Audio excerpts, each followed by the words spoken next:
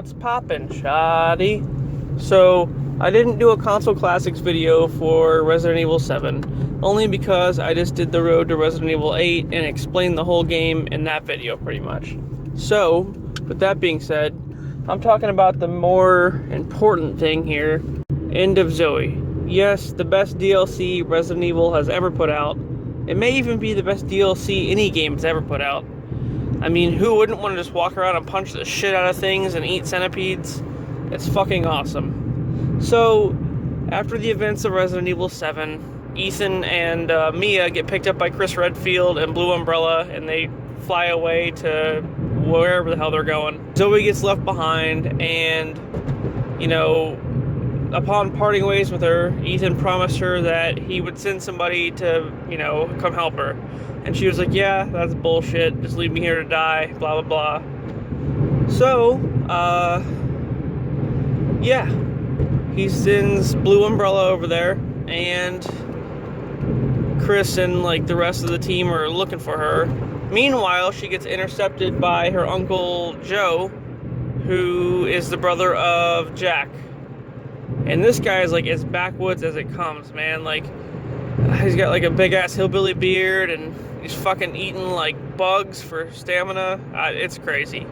Zoe pretty much gets turned into, like, this fucking white, like, icy chrysalis-looking thing. She's in, like, a icy cocoon, I guess. I don't know. She kind of looks like Veronica, but, like, an ice version. Anyway, so you pick her up, and you're, like, super overprotective of her. I mean, I get it, but a little too much, man. Just a little too much. And right out the gate, there's, like, this one soldier that's like, dude, we got a cure. Like, I can help you find it if you listen to me. And he's like, no, fuck you, man. What are you talking about? And then, like, he just beats the fuck out of that guy. So, I guess Joe's answer to anything at all is just, like, punching it. There's not even, like, an open door command for this. You just punch the shit out of the door until it, like, falls apart. So, apparently this guy took a page out of, like, the Chris Redfield playbook. I don't know. And like I said, if you're low on health, just lift up a rock or, you know, grab some tree bark and look underneath that, because you'll get a centipede or a grub worm or maybe even a raw crawfish, because that's healthy. And so, as in Resident Evil 7, you encounter more molded, but this time they're, you know, the standing normal ones, there's the pinchy crab claw ones, and also now there's, like, these liquor looking ones that are, like, on all fours, which you can just construct a spear out of a stick and scrap metal and just spear the shit out of everything. So when you're tired of punching, you can just hurl a spear at it.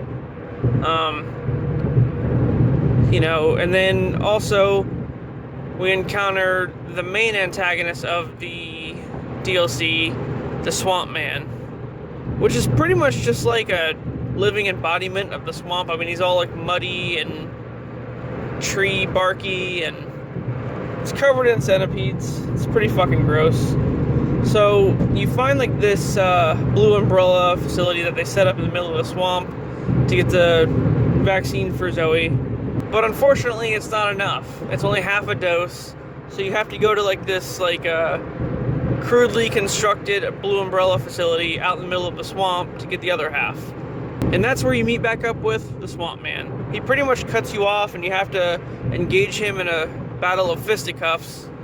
And you can even fucking powerbomb him or choke slam him, whatever you want to do. Like, you just do wrestling moves on him, and yeah. So, the fight's pretty brief. I mean, ultimately you just rip his head off and throw it in, like, the river, and then be on your merry way. In due time, the Swamp Man shows back up and puts you in a fucking coffin and just attempts to drown you, pretty much. So you wake up from that, and then you pretty much have this vendetta against him and go after him. And the chase leads you back to the Baker house, which has been quarantined now, and you stumble around and find, like, this power gauntlet thing that just helps you punch the fuck out of things even more so. You can power it up and essentially have, like, a super punch. And then you fight the Swamp Man in the main hall. which you find out is actually just the remains of Jack Baker after Evelyn died. So he can't regenerate anymore, and he's stuck as like this swamp monster thing. This fight's actually a little bit more intense. He's more like hoppy, and he throws like fucking tentacles at you, and yeah, he's kind of an asshole. But just use the same strategy and then powerbomb him through a table, fucking WWF style, whatever you gotta do. And then, yeah, you end up using the gauntlet to punch his fucking eyeball out of his head. And then, there you go. That's it. Chris comes in with Blue Umbrella and tells you that he's here to help. And Zoe just ends up returning back to normal. And then she's all confused and shit. And then Chris is like, yeah, Ethan sent us here. And so she gets a phone call from Ethan and thanks him. And then that's it. End of Zoe. I know that was pretty quick, but it's not a long DLC. I mainly just had to make a video about it because it's so fucking cool. Like, why couldn't this be the main game? Like, we get fucking Ethan, who gets his hand cut off and is like a little, like, bitch boy. Which, there's nothing wrong with Ethan. You know, I'm all about introducing new characters. But I'm sure everybody would rather have had this fucking dude punching the shit out of everything in the game. Like, come on. Alright, guys, well, it's settled. End of Zoe is the best DLC ever made, and that's about it. See you later.